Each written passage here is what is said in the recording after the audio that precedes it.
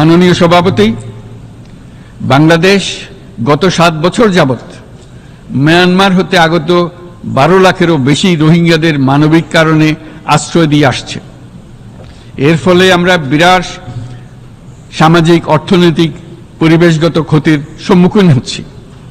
মিয়ানমারের অভ্যন্তরীণ সমস্যা থেকে সৃষ্ট এই সংকট বাংলাদেশ ও আমাদের অঞ্চলের জন্য প্রথাগত ও অপ্রথাগত উভয় ধরনের নিরাপত্তা ঝুঁকির কারণ হয়ে দাঁড়িয়েছে। মিয়ানমার থেকে বাংলাদেশে বলপূর্বক বাস্তুচ্যুত রোহিঙ্গাদের সহায়তা করতে আমরা অঙ্গীকারবদ্ধ। আমরা রোহিঙ্গাদের জন্য মানবিক সহায়তা কার্যক্রম চালু রাখা এবং তাদের টেকসই প্রত্যাবর্তন নিশ্চিত করার উদ্দেশ্যে আন্তর্জাতিক সম্প্রদায়ের পর্যাপ্ত সহায়তা অব্যাহত রাখার আহ্বান জানাচ্ছি।